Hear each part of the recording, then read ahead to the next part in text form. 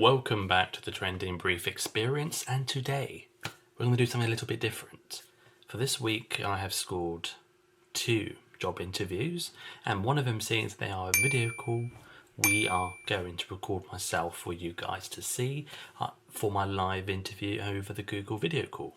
And this is actually for a job situated in London. It's actually for a French fashion brand. I will not say the name, but I've noticed people have said I'm relatively good at getting interviews or just very good at CVs. If I think this video does well, maybe it might actually introduce a bit more. But number one thing is at 2 o'clock, which is about 7 minutes, but they usually never show up on time. I'm just doing a little bit of prep work at the moment, and certainly give you guys the opportunity to just watch me. Let me know what you think of how I did. I'll also be sharing my own pointers as well on things to focus on during the interview, how to conduct yourself, and of course things to research before having the initial interview. See you guys soon.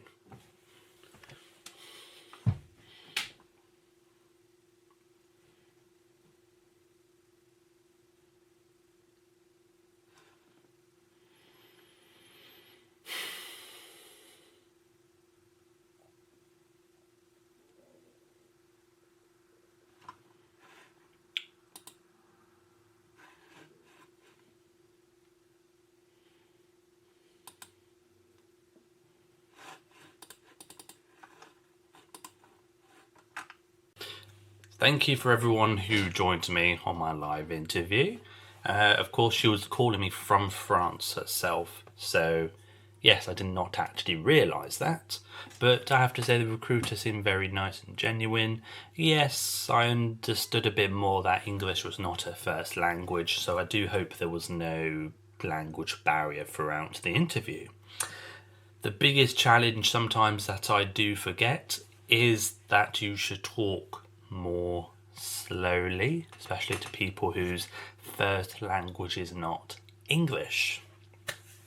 But following from that video call with the recruiter for this company, she essentially was quite happy with my application and the discussion.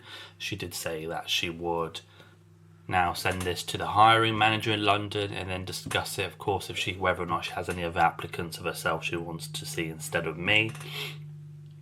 If she's happy with my application and with the recruiter's feedback, then she has already said, which maybe you heard in the interview initially, I will be going to London in person to meet the hiring manager, and that would be the final arrangement. Now, certainly, I always understand when it comes to applying for other cities. First of all, if you're not within the catchment area, sometimes they can somewhat penalise you, but you have to, of course, explain, that I'm going to be travelling to the city, I'm going to be moving, that's the plan. And you have to make it very, very clear. But one thing I struggled for the past year anyway, I think I've got to the final stage and been told actually they want someone that actually lives in London.